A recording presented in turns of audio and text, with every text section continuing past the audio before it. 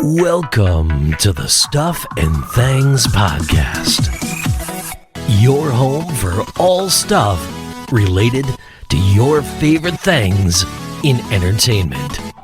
Now, here are your hosts.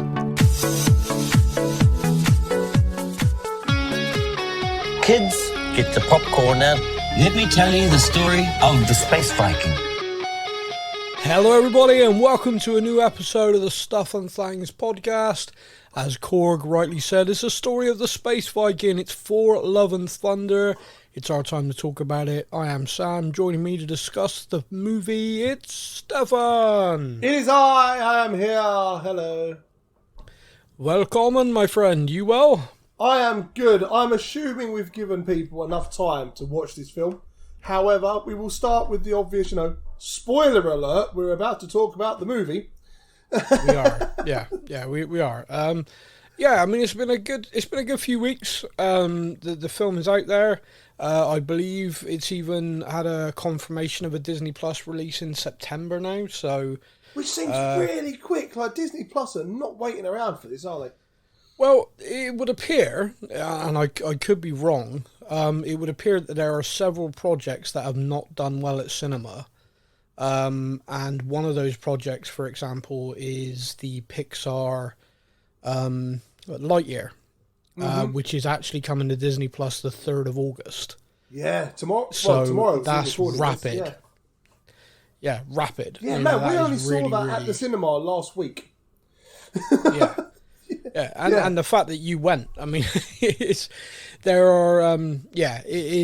just not performed well. Now, Thor Love and Thunder has done okay, but it's still not hit the heights that other Marvel films would like it to hit, which is something we'll come on to and discuss. Well, actually, no, let's kick off with it as we've segued to it straight away. There's a lot of criticism for this film, which I wasn't overly expecting. Thor Ragnarok, universally that was loved. One of the best films of the Marvel MCU, I think. Ragnarok is fantastic. Well, it was just a fun film, start to finish. Had a clear story, had a real heart to it, and it made you kind of laugh and smile the whole way through. Thor Love and Thunder for me feels like they took Ragnarok, dialed it to 11. Now, for some people, it was just the natural, great next movie in this similar styling. For a lot of people, though, they felt it was almost mocking. It became almost a parody of Marvel. And I kind of thought about it a lot, because when I see criticism for stuff online sometimes, it's very easy just to go, nah, you're just being... you're just being critical for being critical's sake. But I do think, with this, it is something worth talking about. Because, some of the criticism... I mean, don't get me wrong, some of the criticism is just ridiculous. There's too many jokes. Oh, damn, how dare they entertain you? I didn't want to go to the cinema and laugh. How dare you? Exactly. It's hardly like you rocked up to an 18 horror film and it turned into Thor Love and Thunder. You went there having watched Ragnarok, knowing what was coming. You've seen the trailers. I don't get the idea that you didn't go into the film wanting to be entertained in that sense. However, the criticism that I saw that I want to pick up on, because I want to put it to you and see what you think, is the one where it said it was so much like a comedy that it did feel like it was actually taking the piss out of Marvel. I actually felt like it was parodying, it was actually kind of mocking. And one of the scenes in the film, which I think is the one that I would pick out to go, oh, actually, yeah, I get it, is in New Asgard. There's a scene where you literally see I don't know what it is, like an ice cream parlor or something. And it's a mock-up with Thanos, the Infinity Gauntlet. Yeah. And you're basically have that there. Now, in every other post-blip content we've seen, one of the things me and you have commented on a lot is, wow, that messed the world up. You know, Yes. people were displaced. People died. Like, a lot of people died. Like, a lot of people are focusing on the kind of, all those people vanished, all these people came back. A lot of people died in those instances. Like, if for example, there are these tiny little details that have been given to us, like pilots of airplanes vanished. What do you think happened to the passengers that were left on that plane? They never came back. They were killed because of the blip. Mm-hmm. So we are discussing millions worldwide died in this event. Millions. Billions displaced and then returned. It literally wrecked the planet for 5 years, and we're still dealing with it. And yet in New Asgard, it's a joke. Yeah. That, to me, felt like you are actually poking fun. It took me out. It kind of like, you're in the MCU, and you're looking at the characters, and everything's through that lens of being within the MCU. And that felt like it was pointing at the MCU and laughing. Yeah, I think at the very best you can put it down to bad taste. At the very best sort of thing. But yeah, I understand where that criticism, especially for that scene, came from. Yeah. You have to understand. It's kind of like, well, wait, that's like... Yeah, there's some big events that have happened in our lifetime and before our lifetime. We won't touch on to that bit, but no, I mean, to make fun of those sort of things in the same way would be in serious bad taste. Yeah, so. If you were to open a cafe with a mocking thing of Hitler, people would go, hold the on. Yeah. And if you're looking at this is human history, so these are events that have happened. Hitler responsible for millions of deaths, Thanos responsible for millions of deaths and worse. Yeah. And yet it's funny to do that. And that's kind of where, because that's the prime example, but there are several things throughout the film. It's kind of like, okay, here's where the joke is, and here's where it's funny, and here's where it kind of goes into this grey area of where it feels like you're actually laughing at us for enjoying this. The Dumpling God, I feel, was another one that I've seen get a lot of criticism. See, with that one, it's interesting because with that, as a throwaway, you could just shake your head at that. Do you know what I mean? It's kind of like, oh my God, what, Taika, you're crazy, like that. But they really kind of put this emphasis on the fact that they went to this, there's gods for like all these people, there's gods for all of this stuff, and you went there and you're kind of like expecting, I don't know what your expectations are, but you do have this kind of idea in your mind, because there's a god there who's a Polynesian god, and that meant so much to the Maori people, and I've seen videos of Polynesians, Maori people from New Zealand, just so over the moon that they got to watch a Marvel cinematic film and felt that representation of seeing that there. Yeah. So for me, it's kind of like, that's amazing. That's so what cinema can do, for people to feel that incredible about that. But then I don't know how I would feel if that moment for me was followed by, and here's a god of dumplings. Yeah. Okay. Hang on a minute. So my beliefs are the equivalent of the god of dumplings. Now, I hope that's just me thinking that, and a lot of people didn't, but from what I've read online, a lot of people did feel that way. So it's just kind of, that was it. It's like, where's that grey area where you've jumped into what's funny and then what's actually mocking? And it just feel like this film went the wrong side of that line a few times for me. Mm-hmm. Overall, though... Yeah, I understand. Like I said before, I understand where certain bits of criticism are coming from. Overall, though, I enjoyed it. I loved the film. Yeah, I mean, I saw it at the cinema with my partner. We saw it on, we're quite sad, so therefore, as there are no longer midnight releases, we have to go first thing in the morning. Obviously. Drop the kids to school and go straight to the cinema because, cool kids. Yeah.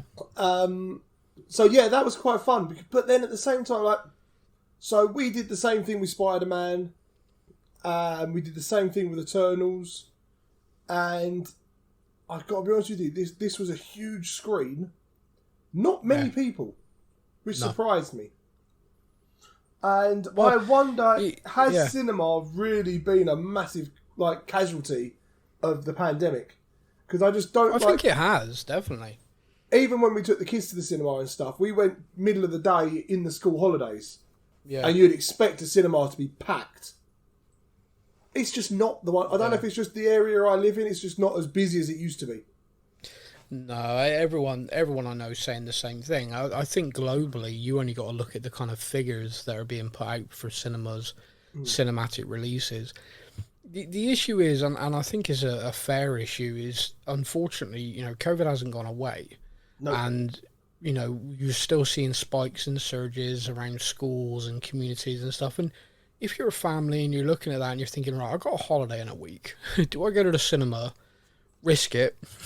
Yeah. When, we got this holiday coming up. And everyone's kind of in that mindset, I think, which is kind of like, I'm going to do this, and the last thing I need is a bloody positive COVID test. Because even if the illness is greatly diminished in terms of the impact on people with the variants now, it's still a case of, I can't fly with a positive COVID test, or I can't go and do this. If I'm going, even work events, so for me, for example, I've got a work event in Manchester. I have to have a clear COVID test to go to the event. Yeah. So that's, that's an important meeting. I need to be there. So I'm not going to go to the cinema. I'm not going to do anything in the week leading up to that, because that'd be a nightmare. Yeah. So I think that is playing a big factor in it, because it is a leisure activity. So when you also got to bring in the fact, as much as I hate to say this on a podcast which is supposed to be lighthearted, the cost of living crisis, cinemas aren't cheap. No. I take my daughter to the cinema and I'm spending 30 quid for me and her to go.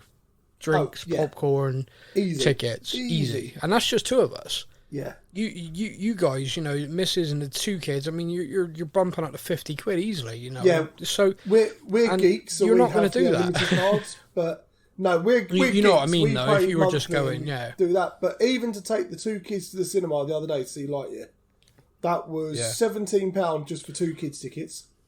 Yeah. And then, you get there, and it's at least another £5 per child for drink and whatever else. So, it bumps up quick. Oh, massively. And so if you're thinking to yourself, right, I don't have a lot of money at the moment.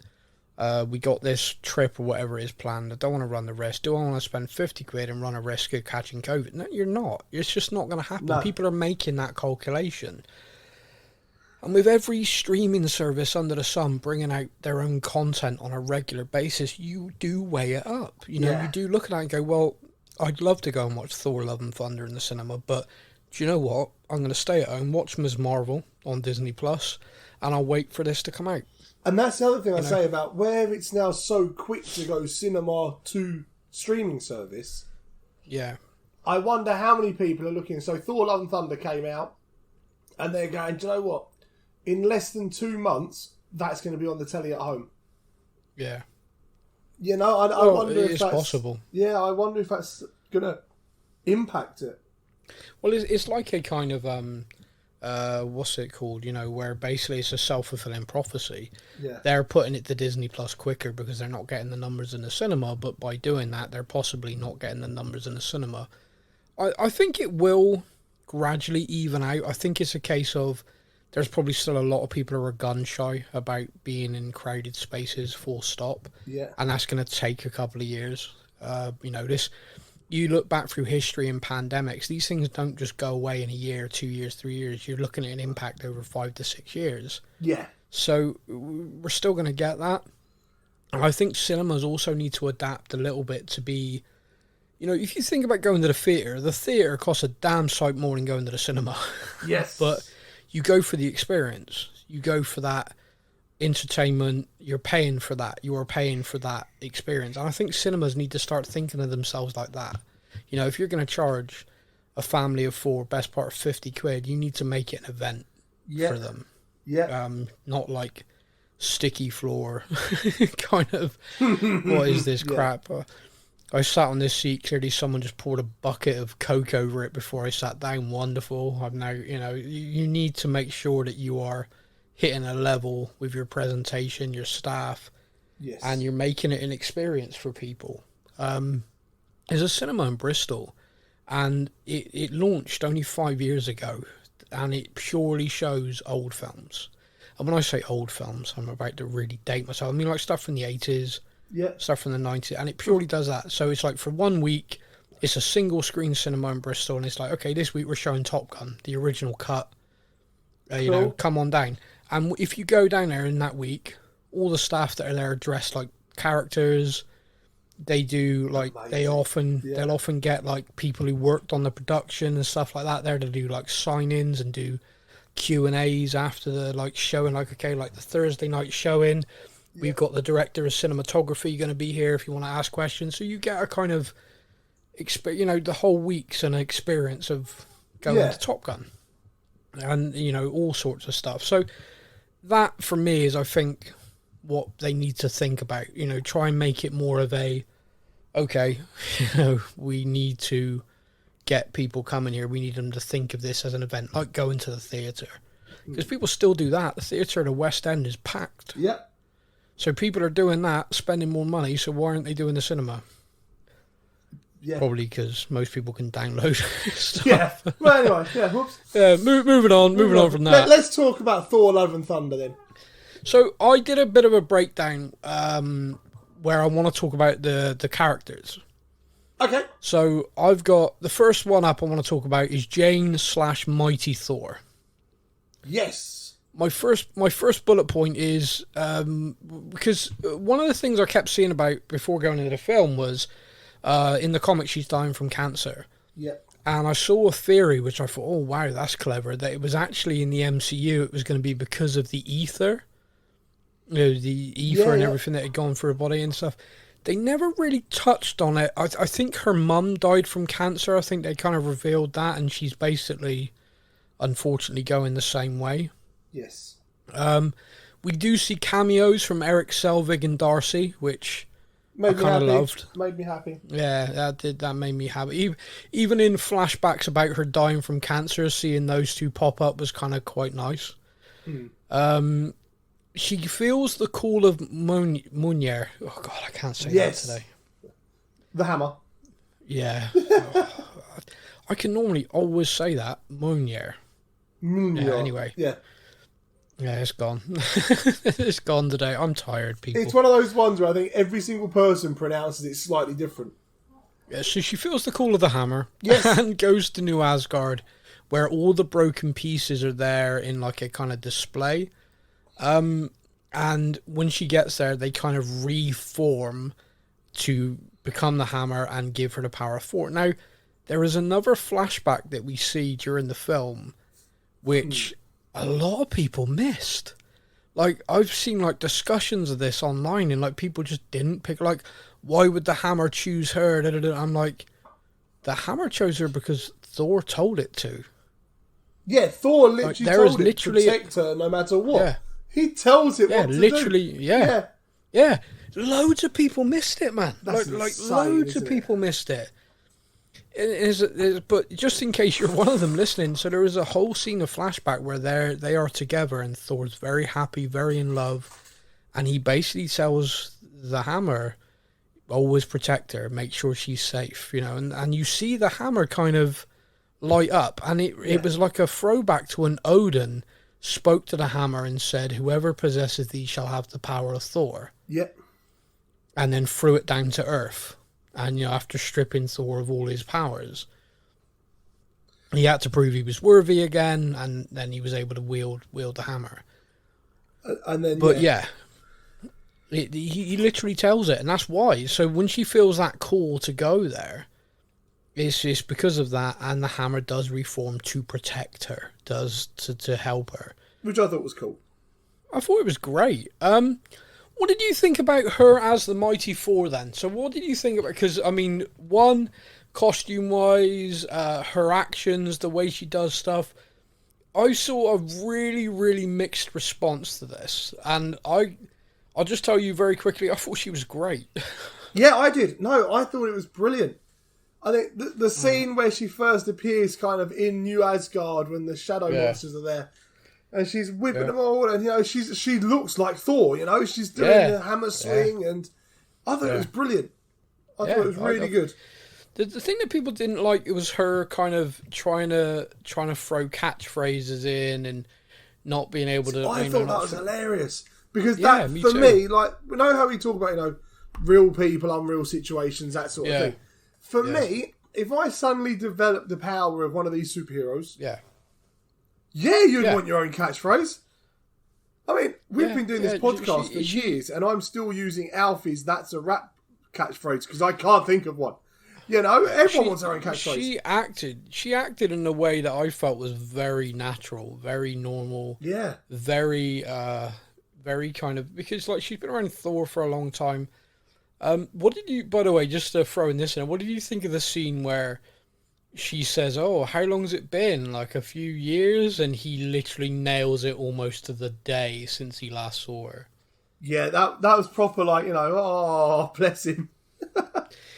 It was, that was something. I was kind of, I couldn't quite make my mind up whether you're going to take that as, oh my wow, that's so loving, or whoa, stalker alert. Yeah, whoa, you need to get over it. Yeah. Yeah, you dude, you're smothering me. I need my space. Oh, yeah. Also, a lot of people pointed out that the discrepancy between the time that they both fought was down to the blip. It makes sense. It does make sense. It's been a couple of years for her. It's been 7 years for him. Yeah, that makes... Yeah, which is kind of, well, Jane Foster got blipped. When you think about the state he was in during that, you can imagine a major factor would have been if he'd realised that she'd gone. Yeah. You think about this. So here's another thing for you as well, and I'm just going to bring this up now because I think it's a good segue to Thor's mental health. Mm-hmm. I felt that the fat Thor jokes and stuff like that was kind of a byproduct of the severe mental health issue that they tried to display via that character. Mm-hmm. And I thought it was actually, in a way, quite well done to open a conversation for men especially, that you go through trauma, it impacts people differently. It impacted him where he wanted to cut himself off, let himself go, drank, ate, and that was his way of dealing with that untold trauma he was going through. Yeah. And I was thinking about his kind of arc in this, where he's obviously trained, I think from dad bod to god bod. He's kind of got himself back to that and stuff like that. And a lot of people are pointing out, there's so much comedy, he's constantly making jokes. I'm someone, not overly personal here, but I'm someone that copes with my trauma by making jokes, by the way. Yeah. Like, that is me. Like, I struggle. Like, I even make jokes at funerals because I can't let myself not be that. I just, no, that's just how I cope. Mm-hmm. So when I watch this, and I'm acutely aware of the fact that this guy just keeps losing everybody he loves. Yeah. Just constantly. It is just a constant... He's the Forrest Gump of the MCU. This guy loves you. Run a freaking mile because you're next. Yeah. But you just see it constantly. And when I'm seeing him make these jokes, and he's best friend with Gore, and they're kind of ribbing each other and stuff, and the Guardians are all rolling their eyes at him and stuff because of how he's joking around. Yeah. I think I'm possibly overreading it, but I just think it's a coping mechanism. I think a lot of people have misinterpreted his goofy humor in these films as it's not Thor, the character, being dumbed down. It's the character trying to cope. Yeah, he has had so much happen to him.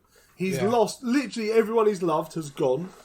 Yeah. And how do you carry on and how do you keep going? Well, he has to carry on going because he's Thor and he's a god and he needs to protect people. So how do you wake up in the morning when you make fun of it?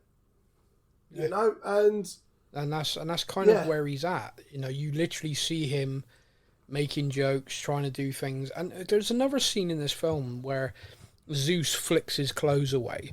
Mm-hmm. And it's played for comedy, and it's definitely played for comedy. You flick too hard, damn it. And, you get to see Chris Hemsworth in all of his glory. Not all of his glory, ladies. I'm sorry. If you've not seen the film yet, you do not quite see that much glory.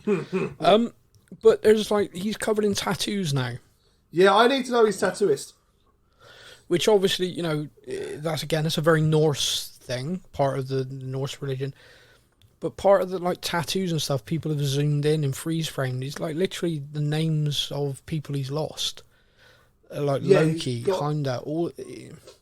Yeah, and obviously the big tattoo itself is the brothers with his Loki's helmet and stuff. And it's everyone's making fun of the jar. You flick too hard down and that stuff. But it's wait a minute. Don't just take this all at face value. Look a bit further and you realise that, just how damaged he actually is. Yeah. Just how scratch the surface and you're literally going to see just how... you take that comedy away for a minute. You take that, was it the expression tears of a clown? Yeah. You just scratch the surface, just that tiny bit, flicking his clothes away, and you realise, oh man, this guy's hurting. Yeah.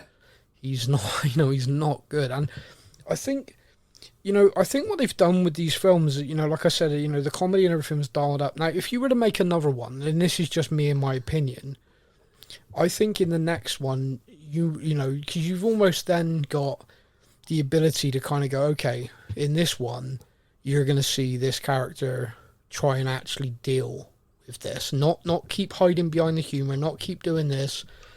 Yeah. He is actually going to process this. And when you think about the context of the story that it could be, you could see that. And I'd like to see it. I don't know if Taika can do it. In this universe, I don't know, but I did see him direct a film called Jojo Rabbit, which is as funny as it is heartbreaking. And so you never know. But just to round off what I want to talk about, Jane with Mighty Thor. Lots of scenes that are funny with her. I loved some of the scenes with her and King Valkyrie. I thought were great. I thought the two of them had a real natural chemistry. It was very back and forth funny, which was kind of great. Also, by the way, in this film, King Valkyrie, I think, stepped into this role of being the most laid-back person in history. I'm in charge, but I'm pretty chill. Monsters, fight the monsters. Everyone all right? All right, cool. You go do this, you go do that. I'm cool, I'm chilling. Yeah. Daryl, go do stuff. Yay! Daryl. We're coming on to the Daryl cameo. Just to finish Jane then, her story does end in this film, maybe, where she does die at the end following a battle with Gore, but cancer does take her. But there is an end. It's a mixture between the cancer taking her and Mjolnir itself kind of draining her energy by being Mighty Thor. So that was kind of a real interesting kind of... The hammer is protecting her, yet at the same time defeating her. And at the end, where she kind of has to make the choice. The choice she makes, again, is kind of like... you remember in Ragnarok? Because that's what heroes do. Yep. It was kind of like that. It just felt like she did that, and it's what heroes do. She made the sacrifice play to tip the balance. And the thing that I found interesting was she did show up to tip the balance, but actually Gore was still winning.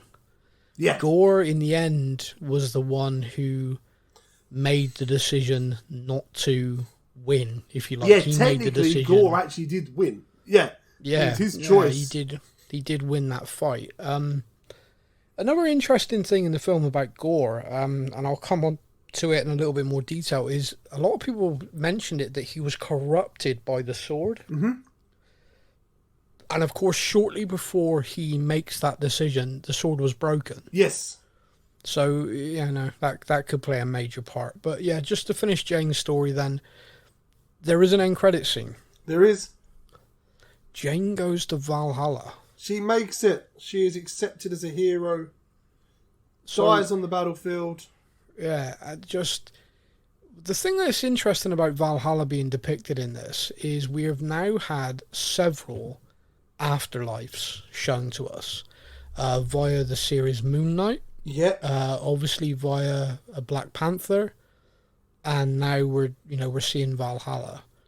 So one of the things is kind of everybody knows about comic books is no one's ever really dead in a comic book. Yeah. And do you feel like with the afterlife kind of aspect of this that they're kind of cracking that door open?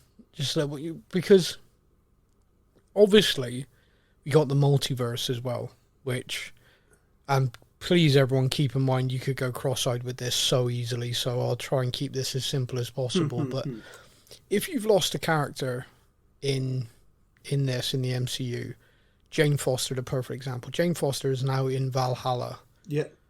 Now, is Valhalla for the multiverse?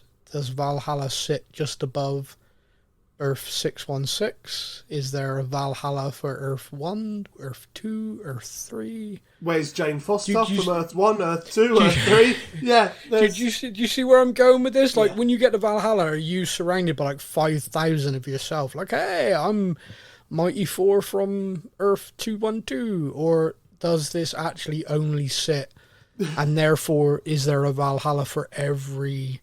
And if that's the case, then oh wow! You can just imagine Jane Foster from Earth 319 is sitting in the corner going, "Can't believe you guys have got to be Thor, and I just waited tables." Christ. Yeah. However, I still got on the Valhalla. Who knew? Yeah. Yeah. So it's kind I'm of so confused. Why am I here? Yeah, because of you lot. You lot did something amazing. Now we all get to come here. What the hell is that about? Yeah. So yeah, like I said, it's enough that could easily just make a perfectly sane person go insane trying to work it all out. So I'm not going to. King Valkyrie, we mentioned. Let's move on. I've written down my first bullet point is she's a good ruler but bored. Would you say that's fair? So bored. She wants battle. She's like, please give me a fight. Yeah, I mean, it's just kind of, when I said about like just being so relaxed. She looks like she's half asleep in like every meeting, just like, yeah, whatever. Well, it's like they're doing meetings with the rest of the world. They've also got tourists, and this is where I get to see a cameo where I didn't quite realise who it was at first, and then I heard his name and I was like, oh, wow.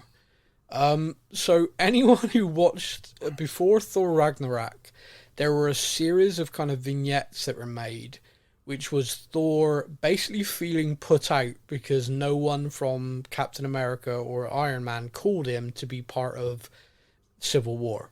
Yeah. So he talks about how he's just taken a break and he's moved in with a guy called Daryl. Yes.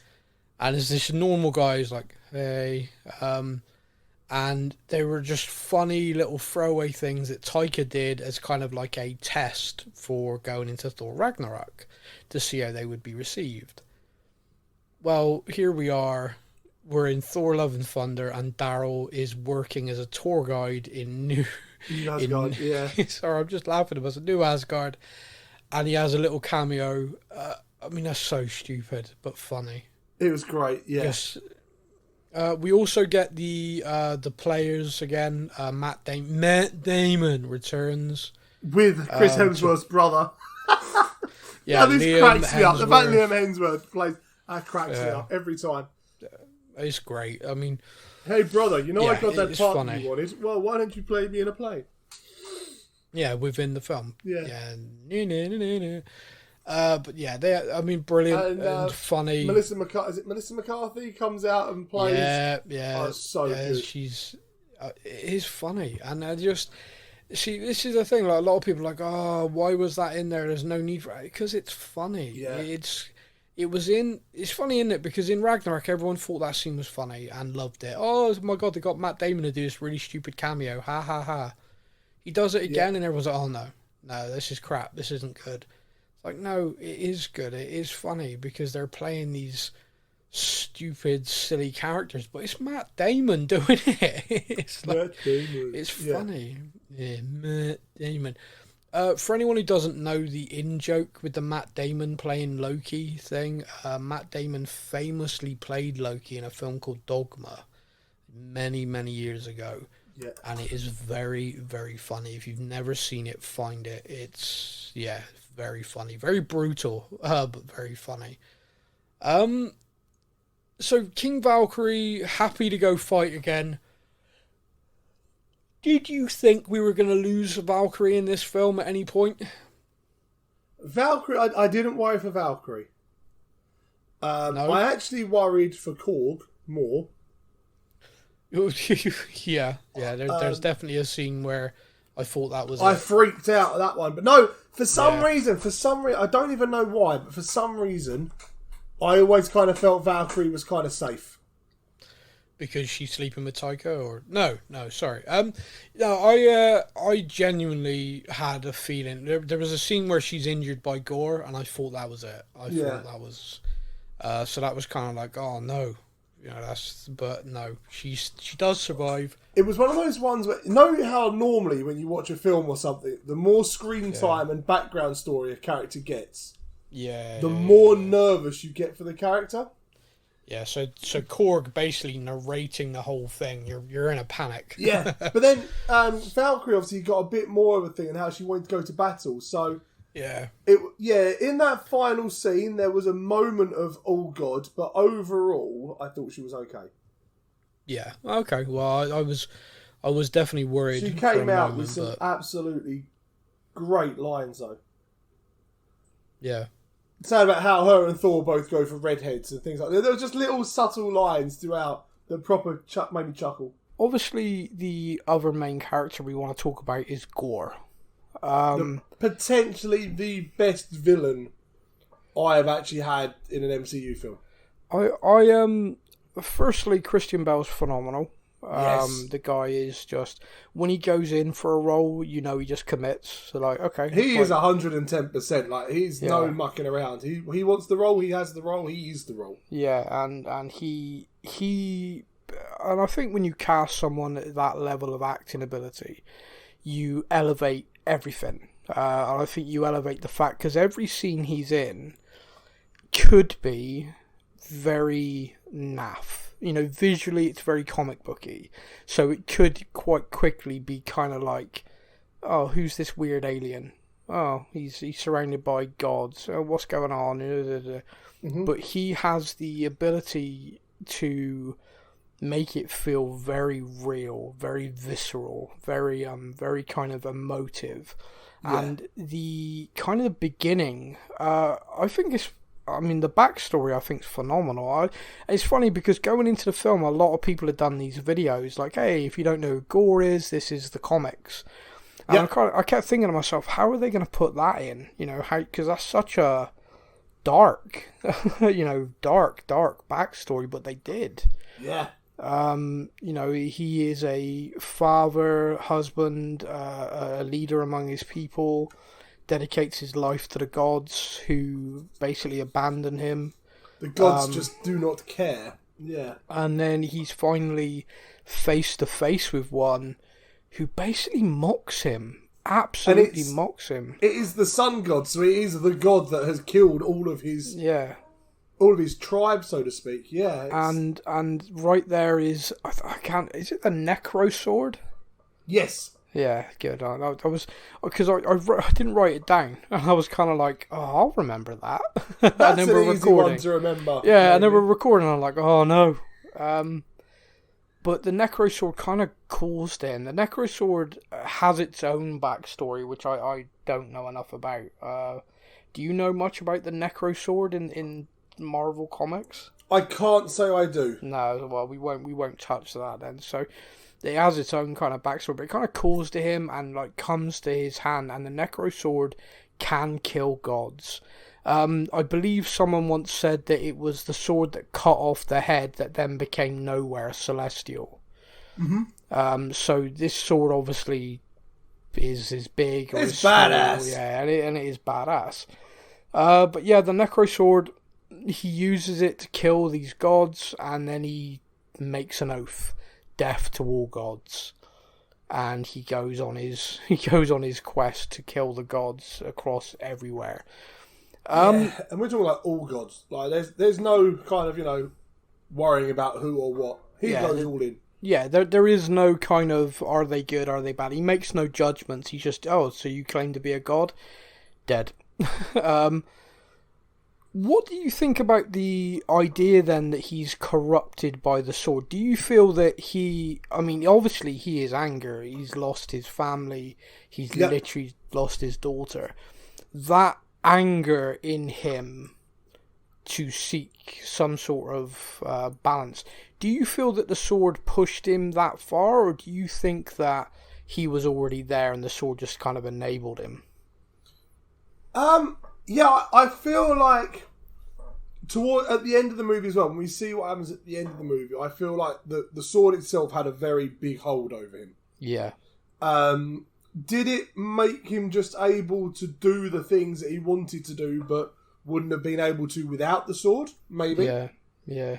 Like, I wonder, in that situation where you're put in where he is, you would want all the gods to be gone because they've clearly betrayed you. They've let you die. You've let all your family die.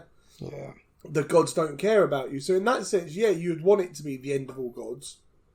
However, I wonder if it was a case of the sword kind of enabled that to go, God, I wish that happened to, I'm going to make that happen. Yeah. You know? But as a character himself, especially watching like that, the kind of the opening credits sort of bit where you see what happened to him. Yeah. It's a bad guy who you kind of feel empathy for. Yeah, absolutely. I think, and that's what that's when storytelling's at its best, is when you look at it and you go, I can completely understand why this person is doing what they're doing. Yeah. You know, I don't necessarily agree with it, but I can completely understand. And that's when you know, because when you get the interactions between Gore and Thor, and they're talking to each other, and you can almost see a kind of recognition with Gore that, okay, you are different. You are not what I've run into. You are someone who seems to genuinely, but you are still a god, so I'm going to kill you. It's that kind of, and I think perhaps that's where the sword influence is. I think perhaps Gore, without the Necro Sword really kind of corrupting him that little bit, I think perhaps his quest could have been more about putting down who he deemed to be the bad gods. I mean, still, he'd become judge, jury, and executioner, which obviously isn't a good thing, but I just think if he'd come across Thor knowing and got to speak to him like he did, I think without the sword poisoning his mind, I think perhaps he'd have stepped away from that and gone, oh, okay, maybe not every god should die. Not all gods, just some. Did you see what I mean? It's kind of like, you know, you'd have taken out the god of dumplings for sure. Cooked that one. Yeah, easily. But when we talk about the sword and the corruption, I think the scene we talked on a little bit earlier on, where he is basically on this quest to find, you're going to have to help me out, because I cannot for the life of me remember. It's going to kill me. The... Not entity. No, it's gone. Give me 1 second. Is gonna kill me. Oh, this is frustrating. This is, isn't it? It is. It's like the end or something. Eternal? No. Eternal's entity. Give me a second. I will find this. Okay, you do that. That is going to really bug me. That's going to drive me insane. And people are screaming it in the podcast, and I am really sorry. My brain is just not working today. But his quest is to get there, because when you get there, you get granted your wish. And it will grant you this, and you will be able to... He will basically be able to go there and go, death to all gods, and boom, they're all gone.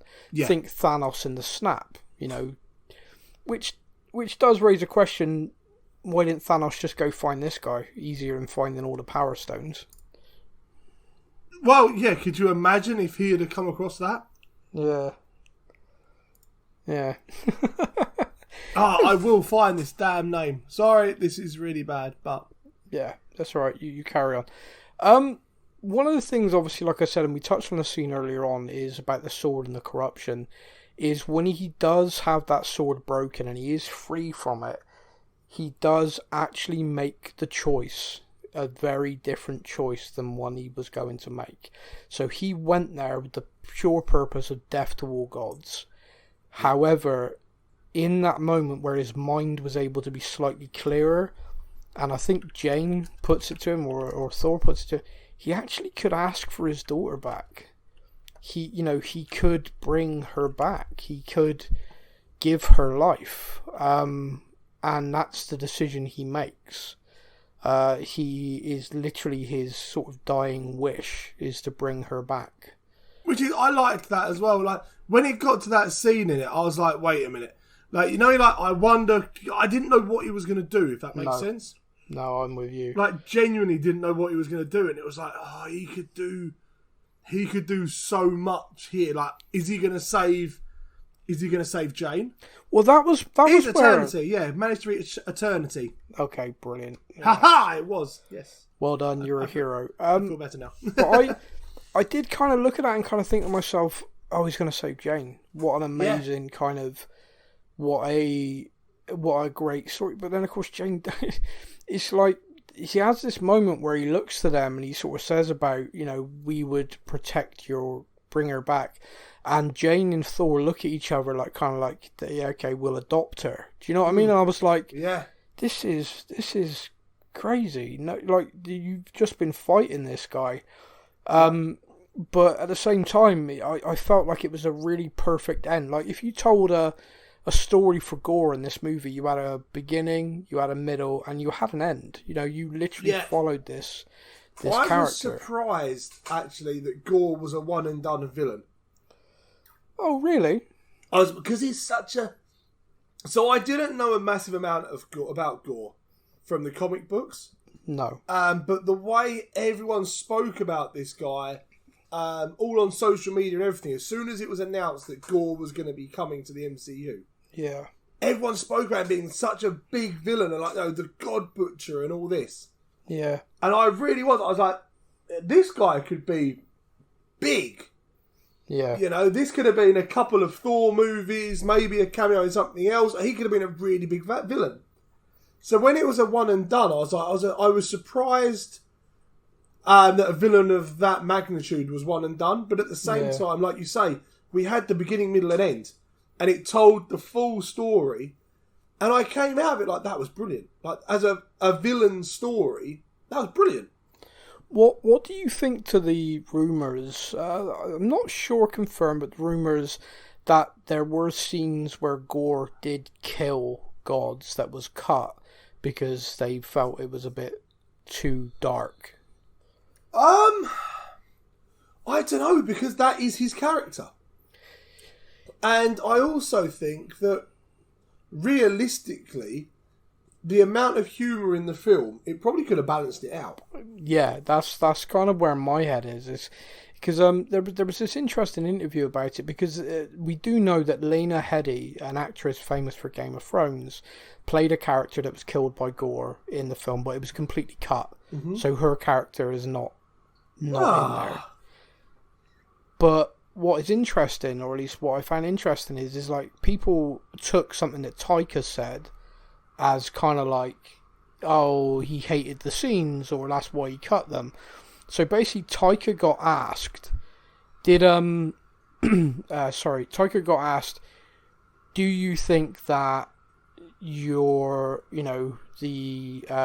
ever release a director's cut?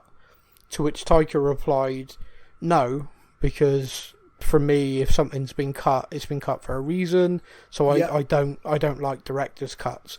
Now, that's not Taika saying there were a load of scenes in this film that were crap, I hated them. That's just him saying, no, because I'm actually, unlike a lot of directors, I'm in charge of the cut. So when you see a cut of the film, that is the one I want to put out, and I think it's the best version of the film. That is his version, unlike Zack Snyder needing to release a 5-hour version or something. Yeah. Now, there is a rumour, and it is strongly a rumour, that the scenes that were cut, that were in there, were actually cut by Marvel because there were characters that were killed that they want to appear again. So Jeff Goldblum was apparently in the film and killed by Gore. The character, I can't think of his name now, who made Stormbreaker, the giant dwarf. Oh, the giant dwarf, yeah. Yeah, his character was apparently killed by Gore in this. So there was apparently going to be lots more scenes where Gore was like hunting his way through the galaxy, and Thor was being confronted by these people he knew being killed. It would have given it a lot darker tone, that's for sure. Yeah, I think it would have, and like, you're quite right. There's kind of like a balancing act where the film had a lot of humour in it, and we discussed that early in the show. Yeah. So having that in there, it would be interesting for me if on Disney Plus we see those scenes, perhaps, as the added scenes, because they do seem to do that, possibly for a Blu-ray release, you don't know, but yeah, it'd just be interesting to see if those scenes do ever make their way forward. I'm sure they probably will, mostly because Disney Plus love doing their making of things. If you're interested, the making of Doctor Strange, the Multiverse of Madness, is now live on Disney Plus. It is. So you can go and watch that. So there is, I think they call it Marvel Assembled or something like that. Yeah, that's it. And they're really good. They are. They are good. They are really good. So there's that. So, but like me and you just said, to go back to it, I felt the story for Gore, credible beginning. It told the whole story all the way through, and a good ending. What did you think to, because I saw a couple of bits of commentary on this as well. Gore kidnaps children to lure Thor, because he obviously has his sights on taking Stormbreaker. He needs it for his plan. Yes. What were your thoughts on that kind of arc, that kind of what happened there? Because again, there's this weird commentary online about it where people are like, oh, it didn't make sense. But he laid a trap and Thor went with it. So, if anything, it worked brilliantly. Yeah. As a plan, he captures the children, which makes Thor and everyone go after him. Yeah. He then takes them all into that tomb area. Yeah. Which, he probably didn't expect Thor to give all the children the power of Thor temporarily. Yeah. But as an actual plan, it worked perfectly, surely. Okay, he got Thor where he wanted Thor to battle him. He then got Stormbreaker and met entities. So the power of Thor thing, that seems to be what a lot of people had a problem with. Oh, really? What's your take on that? I am starting to get the feeling that I went to the cinema and enjoyed a good Marvel film. Yeah. And clearly, according to a lot of people online, I did not look past the enjoying a Marvel film into the little nitty-gritties. Like, there's a lot of things people have seemed to like this whole, everyone's had a problem with Thor giving the children his powers temporarily. And I'm like, but for me watching that was just a really fun, cool scene. Yeah. Like, the little kid, all of them have picked up any weapon they can get and one's got their teddy. Yeah. And I just found it really fun and entertaining. And that is what I went to the cinema. And when I go see, I think the only film that is in the MCU that I have been to the cinema without the pure of, I am just going to enjoy this, was Endgame. Because of the pure magnitude of Endgame, I went to the cinema fully expecting to have an absolute meltdown at the end of the Avengers story. Yeah. Every other film I've been to, I go because I enjoy the MCU. I'm a big fan of the MCU, so I go to enjoy a movie. I think to balance that, to just sort of give a kind of devil's advocate view, I think what a lot of people are trying to get at is the kind of things like decisions are being made in the movies in Phase 4 and to a certain extent the TV shows, which kind of bring into question, like, well, hang on a minute, why, like one of the things that made me laugh in the Eternals movie was they actually hung a lantern on the thing that everyone was thinking, which is like, you lot are so bloody powerful. Where were you when Thanos showed up? You know, they addressed that in the film. Now, that has been like a kind of a question that it's been in our heads when we've talked about new projects. Like, okay, well, you've been around this whole time. Where were you when this happened? Why weren't you helping with this? So they're gradually addressing it. We're seeing these things happen. Now, in this film, for example, we've touched on the kind of what I felt was a joke too far with like the Thanos situation, because it just didn't sit right. It felt like a kind of a poking fun at the MCU, not part of the MCU. Yeah. But if Thor had the ability to do that, where he could just turn around to a group of people and go, right, you've all got my powers, when he landed in Wakanda, he could have turned every Wakandan soldier into Thor. Which would have been awesome. Would have been awesome, but if like he had the ability to do it, why now? When and don't get me wrong, I know you could look at it and go, well, the stakes are different thing, but it just kind of like, if you've got an army of thousands, you know, the final battle of Endgame, Thor would have just turned around to everyone who came through a portal and go, right, you've all now got the power of Thor. Boom. Yeah. It doesn't, and it's stuff like that people look at and go, well, that doesn't make sense, because literally, if you think about it, you know, if you've got the ability to do that, and you choose to use kids in that example, when in the past you've had literally an army which would have really benefited from that. You know, you'd have kicked Thanos' ass in 30 seconds.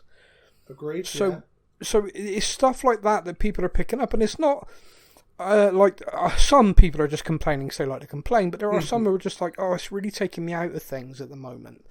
And I think it's a legitimate thing. I feel anyway that it's kind of like, I enjoyed this film, really enjoyed it start to finish, but there are those little things where I do agree. I do think it's like, well, hang on, if you're just going to throw that in there now, how does that tie into everything else that's come before? I just said a minute ago jokingly, and I hadn't even thought about it before, you know, this Eternity. Why the hell didn't Thanos just go there? Gore managed to do it. Yeah. Thanos certainly would have been able to. Hello, Eternity. I would like you to wipe out half of all living things across the universe. Done. Alright, brilliant. I don't need to go hunting stones. I don't need to fight Avengers. I've just been there and done it. Yeah. And you're kind of like, well, if Gore knew, who was literally just a peasant who picked up a sword, then Thanos surely would have known about this. And you're just left with this kind of like, it doesn't, why, they just keep popping up questions. I mean, me and you have touched on it before. Yep. How many MCU shows are just going to ignore the fact there's a giant freaking alien rock thing come popping out of the earth in Eternals? Yeah. I feel like Eternals is just being ignored. But it's not, though. There's a sequel planned. Yeah. It's a very strange situation that's happening with that. But this is my point. There's stuff like that don't get me wrong, really enjoyed the film, but when you do the cold light of day, you're kind of like, it doesn't feel, a few people have said it doesn't feel connected anymore. Yeah, it's the equivalent of the blip happening, but then no one mentioning it. Yeah. All these people disappeared for 5 years, they've all come back, and no one is going to mention the fact that 5 years has passed. Whereas that has been something I felt in Phase 4 they've done very well. Yeah. I felt like the impact we've seen in lots of different ways, from being family impacts to being larger scale governmental stuff. I felt really like, oh wow. And you know, seeing that scene in Hawkeye when you actually see her disappear and then reappear, and and for her it's like a blink of an eye, but it's 5 years. So we've really seen the blip, but yet that happened and everyone's just kind of ignored it. I mean, me and you joked about, that would have been tsunamis. Oh gosh, yeah. Countless people would have died, and it's just been ignored. We don't know what happened there. Like, there's no reference to it at all. And this is where the criticism's starting to build. And when we just bring it back to this film, that's where I think that is. Like you said, you just laughed and enjoyed the film, and I'm the same. I loved it all the way through. But I do think there's some little things that are quite valid. Yeah, no, fair enough.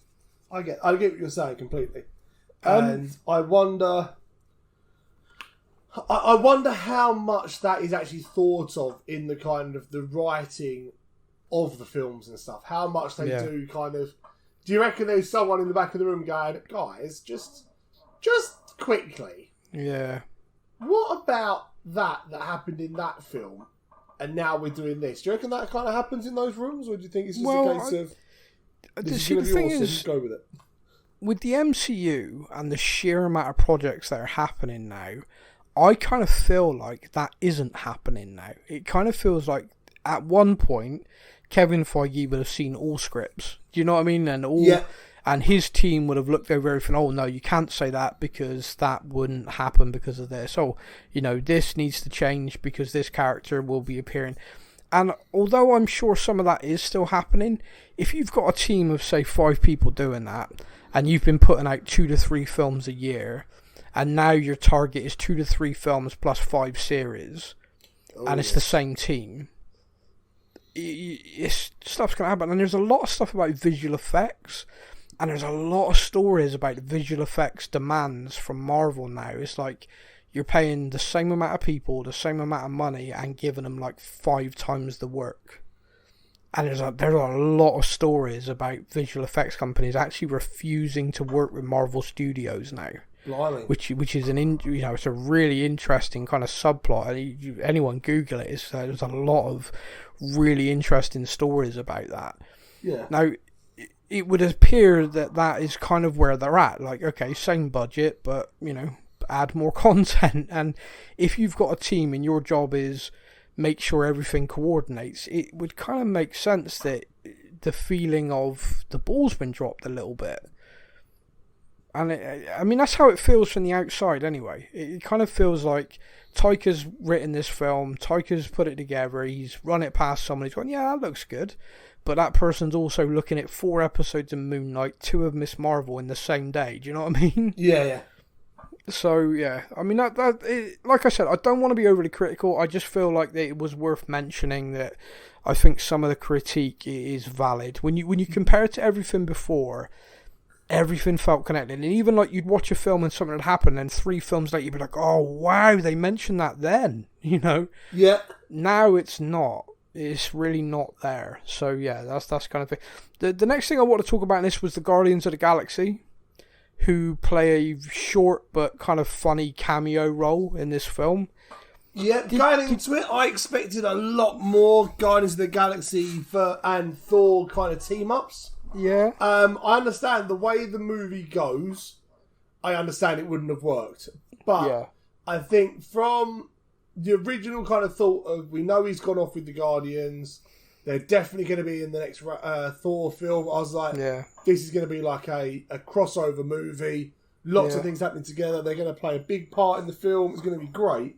Yeah. But actually, they get like 10, 15 minutes at the beginning, and that's it. And I was like, oh. Well, what is interesting, again, and these are little subplots which are going on in Marvel Studios, apparently James Gunn put a stop to their involvement. Because of the third. Yeah, so apparently there was more planned. There was going to be a greater involvement. However, James Gunn has kind of the say when it comes to the Guardians, and they cut everything back to just basically a cameo at the start of the film. Yeah.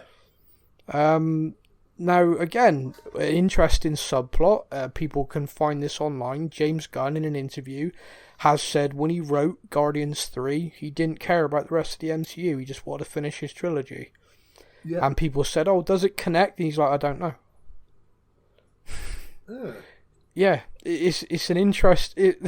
There's a lot of real, like I said, subplots and stuff going on right now. It just feels kind of weird, but I understand as well, at the same time, kind of like, he has put everything into the Guardians of the Galaxy. And they treated him like crap, by the way. It's his baby, and he wants to finish his story. Yeah. Completely understand that. Yeah. If them being in this Thor movie meant that it diluted what he wants to tell in his story, I completely understand why you'd be like, no, they're mine. Yeah. So I get that. Yeah. No, I get it.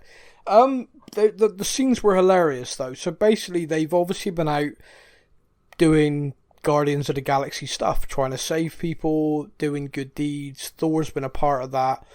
And it would appear that Thor, with his mojo back, has been somewhat arrogant in the way he is.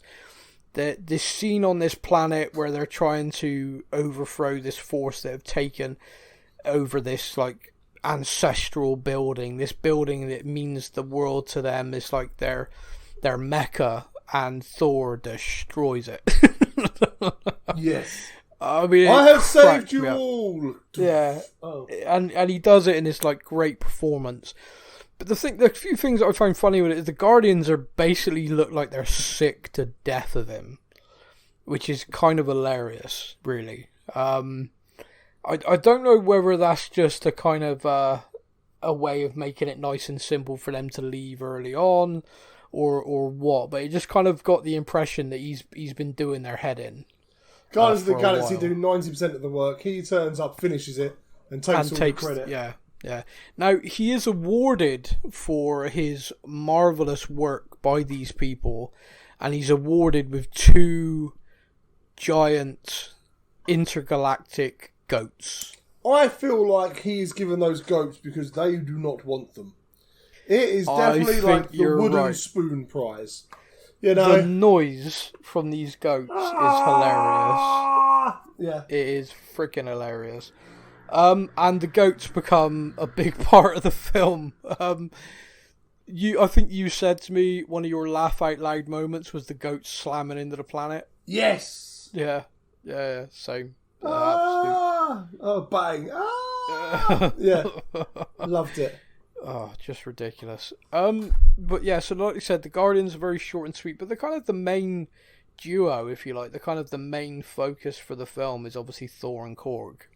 Yep. My bullet points are basically they're now absolutely cemented as best friends, and it's very funny. I would be very, very curious to know just how many lines between the two were ad-libbed. Like Taika and Chris they've become such good friends and they bounce off of each other. Yes. You can almost picture a lot of the little one-liners just being completely them two trying things. Yeah. There's a cameo in this film which was interesting to me because when Taika took over, he basically, to a lot of people, shat on the 4 films that had come before by quite literally killing off the characters from it. Like, okay, I didn't like this, bang, you're all dead. One of the characters that wasn't killed off or not seen was Lady Siff. Yes. What did you think to her cameo in this film? I mean, I was just happy to see Lady Siff back.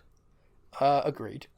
She is such a great character, like the warrior woman of just awesomeness. She's proper badass. Yeah, her last cameo, of course, was in the series of Loki. Yeah. Where she does a time loop scene where she just beats the crap out of him constantly, which, funny behind the scenes thing is the character, she had to do it something like 15 times so they could get slight variations in what he was doing. Yeah. She said, so basically I got to walk in and knee Tom Hiddleston in the nards 15 times. I've had worse days. Yes. She's brilliant. And obviously she was one of the ones that went on to Agents of S.H.I.E.L.D. as well. Yeah, she appeared in there. So she's a character I really enjoy having around. Yeah, same. So kind of to have her, to what I thought was going to be her death kind of straight away, I was like, oh no. Yeah. No. But no, I really enjoyed having her back in the film. I'm glad she was around. Did you laugh at your arm is in Valhalla? Yes. Yes. So good. Yeah, I mean, I do just want to say that Taika really made fun of those characters, though, from the first 2 films. I mean, there's a montage in this where Korg literally refers to him, them, and the other guy. Yeah. And it's like, they were big parts of, like, Thor in, like, 1 and 2. Yes.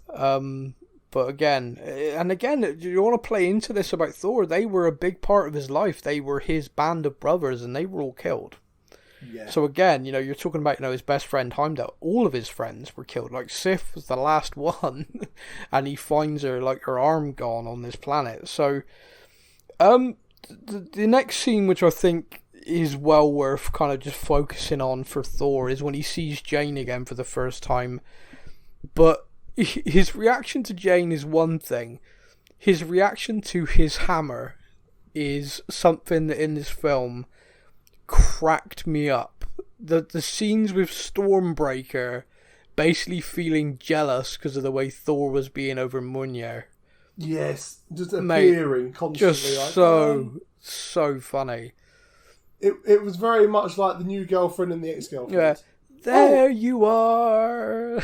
Yeah. Oh, ex-girlfriend's got a new haircut. She looks nice. Oh, hello, darling. Hi. Yeah. Whoops. Yeah. It was just so funny, and but again, like, it just made me laugh, and it was, I mean, it's stupid, really, but it made me laugh. I've sort of gone through this. What did you think? Again, the whole, the kind of the hall of the gods, Zeus and everything, they take the goats and they head there to try and create a task force, an army of the gods to go and kill Gore, to stop Gore. What did you think of because there are several aspects of this. One, I thought his accent was deliberately over the top, only for me to be told by several Greek people, no, that was actually pretty good, which blew my mind. Oh, really? Because I thought his accent was awful. Well, I thought it was like purposely awful. I thought it was purposely over the top. I thought he was dialing it up to 11, very hammy. And then I get told by several people, like, no, that was actually pretty good. And I'm like, oh, really? And they're like, no, yeah, that was actually pretty good. So I've had to kind of retreat into my, okay, damn, I feel kind of bad. I've been laughing at that, and it was, oops, yeah, oh, yeah, okay. To have Zeus, the character himself, as portrayed the way he did, yeah, it's something like, if you had to tell me what would I think Zeus would be like, fairly on point, I reckon. Oh, really? All grapes in orgies? Yeah, pretty much. Considering, like, Zeus was the god of the gods sort of thing. Yeah. And, yeah, like, for me, what are my main thoughts when it comes to Zeus is the film Hercules by Disney. Obviously, great film. Obviously. But there weren't many orgies in that. No, not particularly many. I think there was one when Herc was born. I don't know. It was a big party of some sort. Yeah. But, yeah, I kind of expected that from Zeus. Yeah. The kind of, no, sod you, this is our land. We're safe here. Why would we lose our party lifestyle and get involved in your stuff? No. Yeah. So that was cool. Seeing Thor shooting through the heart with his own thunderbolt. That was the next thing I was going to come on to. Yeah, that was unexpected. They get into this fight, and I mean, I've written down Zeus kills Korg, which I was like devastated. And then Thor, in complete retaliation, fires that through, and I thought Zeus was dead. Yeah. So I'm like, wow, that just escalated so fast. Oh yes. But Korg is okay because he's a pile of rocks. Turns out the only thing that worries is his mouth, so don't worry about it. Yeah. So Valkyrie straps his face basically onto her back. It's like the back of her head is amazing, like wearing a mask, which was so cool. kind of funny. And also added some great comedy to the scenes. Obviously, we do get another credit scene where we learn that Zeus is not dead. So let's just touch on this. Because there's two aspects of this. One, Zeus isn't dead, so damn, he's very durable, but then again, he is the god of the gods, so that makes sense. But he does have a son, of course. He's here, he's there, he's everywhere. Hercules! Hercules!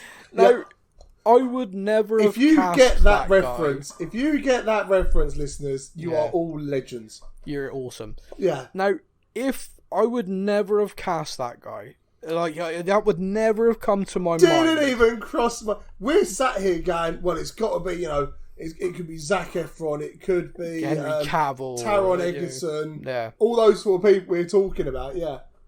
And then I saw him, and I'm like, oh, wow, that's going to be so good. It's like, what a perfect casting. That guy is going to be so good.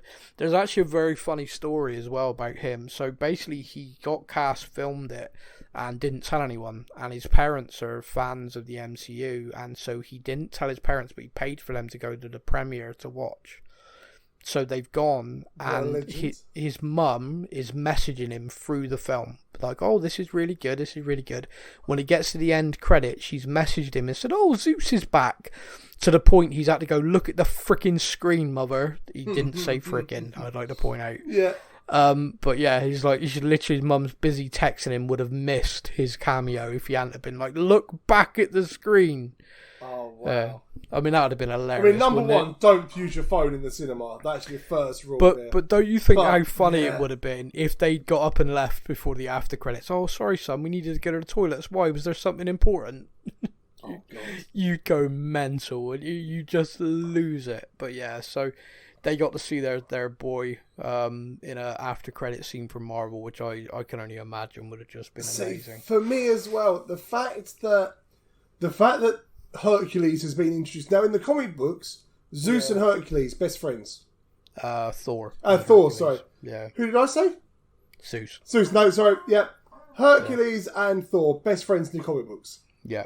So when we're casting Hercules, we're casting him as what character would work really well with Chris Hemsworth as best friend, stuff like that. What we didn't do is think to ourselves, he could be brought in as the guy to go and take down Thor. In which case, who would you cast him as? Yeah. Even then, I don't think I would have put Brett Goldstein as the guy to do it. However, having seen him on the screen, great. it's like, yes. Yeah, no, it just works. And the guy, if he uses his voice from Ted Lasso, all right, it's going to be great. I really, I really am looking forward to seeing what they do with that. Of course, another funny thing as well is Taika Waititi and Chris Hemsworth went to watch the premiere, obviously, when it came out. The title card at the end says Thor will return. Yes. They didn't put it in there. Marvel did. And apparently both of them in the cinema went, really? And looked at each other and were like, oh, okay then. So, which I find funny because like Chris Hemsworth has said, like, I'm happy to do these films. He said, but I'm not under any contract now. Like, if they ring me up and say, hey, we want you to appear in this, then I'm like, yeah, I love this character, of course I will. He said, but I'm not currently under any kind of multi-film deal or multi-appearance deal, which is the way they do it. Like, okay, 3 features plus you're going to be like cameos and stuff. So that was kind of interesting to me because he said like his reaction was genuinely like, maybe I'm done. They've not signed me up to a new deal. We've just finished this film, and then Thor will return. And I'm like, will he? Will I? Anyone said anything to anyone? And Taika was as surprised as he was, which I love. I love the fact the pair of them are just bluntly honest about it as well, with this kind of like, maybe we'll get another crack. Who knows? But yeah, so just to kind of finish it, so Korg is okay. And, slowly rebuilding himself over Holds time. hands with another man over a volcano. And that's how baby Korgs are born. Makes me realise that he talks about his mother. I'm sure he talks about his mum at one point. Yeah. But they talk about all the men hold hands over it, and I'm like, I'm confused a little bit. Well, that's another. So in Thor Ragnarok, he definitely says, my mum's new boyfriend. Mm-hmm. And in this, he says his species are all male. So unless he just has a very feminine version of a dad that he calls mum. I hate to say it, I think it's an oversight. I think, again, is this like another example of people quite rightly being able to say, what? It made me laugh that they called the partner for Korg Dwayne. Dwayne the Rock. Yeah. Man. The Rock Man. Dwayne the Rock Man. I mean, that was such a subtle, stupid joke, which made me laugh. Yeah. So let's just focus in on the end of the film then. So I didn't pick up why the film was called Love and Thunder until Korg's narration literally told me. Yeah, I am guilty for that. Yeah. Felt like a freaking idiot. Yep. And I'm kind of delighted because I felt like it put a massive smile on my face at the end of the film to go, that's, because Love and Thunder, I'm thinking it's all about a love story with Jane. Yeah. I'm thinking it's all about that. It's all about, she's become Thor herself, Thunder. It's about their love. And that's my head. That's why the title of the film. And even when she's gone, and I'm like, that was the reason for it. And then we find out that Gore's daughter was actually called Love. That was her name. So they called themselves Love and Thunder. And I was like, they are a team. Yeah. And they are Love and Thunder. And it was like I said, I ended the film with a massive smile on my face. The part of Love, of course, is played by Chris Hemsworth's real life daughter. And didn't his son play the boy Thor in the little montage at the beginning? Yeah. So both, two of his kids are in it. That's awesome. Yeah, a bit of nepotism there. But yeah, it's what it is. But it was great. I mean, a lot of the production people, apparently as well, another little fun fact, the shadow monsters were all designed by the kids. So they were told to sit down and draw monsters of all shapes and sizes, and they sent it to the art department and said, make them. That's cool. Yeah, that's Taika for you. You know, yeah. How to terrorise the children. Make them draw us their your own monsters. worst nightmare of a monster. Yeah. We're going to make it in CGI. Kind of fun. Yeah, I'm glad that it's just like a silly thing. But overall, and I've said this to you, I really enjoyed the film. There's so much in it that's just fun. Yeah. And you can watch this film from start to finish, and kind of, even with the darker gore parts, you're still kind of smiling.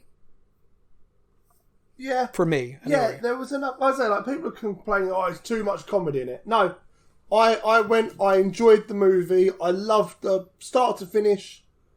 I didn't overthink any of it. I just sat in a theatre and enjoyed a Marvel film. And for me, that's what I watch them for. Yeah. So for me, it definitely ticks the box. I mean, IMDb has got 145,000 reviews. Yeah. And puts it at like a 6.8. Which for me is mental, because I really enjoy it. Would I give it a 9 or a 10? Probably not. But it would definitely be in the high 7s, if not in the 8s. Because I went and I enjoyed it. Well, this is where the thing is. And as like I said, and I don't want to dwell on it, I do think that this is where the problem is, which is people have genuinely got a little bit irked that it's not so much they're mad at the film, they're kind of mad at the MCU at the moment because they feel like they're dropping the ball over certain things. Like, we've talked through this film that we've really enjoyed, but we have pointed out several things that we've gone, yeah, that doesn't really work, you know. Yeah. And if you've got a more critical mind, like, so for example, me and you went in there with the view, we're going to love this. Yeah. If you went into it with a view of kind of even just like a neutral view, you know, like, I don't know if I'm going to enjoy this or not, and you come out just like, it didn't make sense. You can actually, I think from our point of view, although we both enjoyed it, we can look at that and go, okay, we do understand that point. Some people are moaning for moaning's sake. I think, I don't know, I've made enough enemies with studios and stuff. I'm just sitting here going, I loved it. Yeah, that's true, actually. I have made... This is your turn. This is your turn to critique. Yeah. Me, I am staying pure positive. I don't want to fall out with anyone else. Yeah, that's right, yeah. No, I can't say anything anymore because people start... people don't like me. Yeah, that's I'm a lovely person, really honest. Let's not mention. Let's move on. Yeah. But yeah, I mean, for me, that's it. That's the end. I think we've covered everything, and I've really enjoyed going over it. Yes. I'd love to know what people think. Get in touch with us. You can email, you can message via any of our social media platforms. Let us know what you thought of the film, whether there were bits and pieces you picked up. Maybe you've only thought of it now we've mentioned it. Which again, you know, don't let that ruin your enjoyment. It certainly hasn't me. Mm-hmm. I just think that there are questions in this which some people have pointed out that are worth asking. But yeah, loved it. Would be happy to see them continue this style and story. Yeah. I'd personally like to see Thor appear again. I'd like to see him kind of start to face, probably because he's having to look after somebody now, perhaps face up to his kind of... I think you could play a really interesting part with this where everyone who's ever loved and been around him has died. Can you imagine his kind of overprotectiveness of love now? Do you know what I mean? Like, could you imagine what's going to be on his mind with you know, and you could really kind of tap into that in a serious way, but also in a way which would still be entertaining. I think you could do that and it would be really great. So I'd love to see what they do next. There is a rumour at the moment that there is potentially a cameo from Hemsworth in Loki Season 2. Now, the rumour exists because the two of them were seen together. But of course, if they're friends, they possibly were just seen together because they met up. Like, Loki's filming in London, Hemsworth's in London, they might have just met up. But there's a few pictures of the two of them together, and so people have gone, oh, it could be. It's not suspicious, but Thor is dressed as Thor. Yeah. Now, they could just be going for lunch, but he is walking carrying a around hammer. He is taking Stormbreaker with him. Yeah, exactly. But anyway, a big thank you to everybody for listening. We hope you've enjoyed the show. We will be back really soon. There's so much content coming. Keep an eye on our Facebook page. We got shows coming about the latest Star Wars series Andor, the next MCU project on Disney Plus, She-Hulk. Lord of the Rings series is coming really soon on Amazon Prime. I'm possibly going to be discussing the Game of Thrones House of the Dragon if I can find someone who will talk to me about it. I may do that. I may still do it. Let's see. Yeah. Oh, don't do me any favours. Anyway, big thank you to everybody for listening. We'll be back really soon. We out. Thank you for listening to the Stuff and Things podcast. We hope you enjoyed the show. You can find us on Facebook or online. Simply search the Stuff and Things podcast to join in our conversation every week.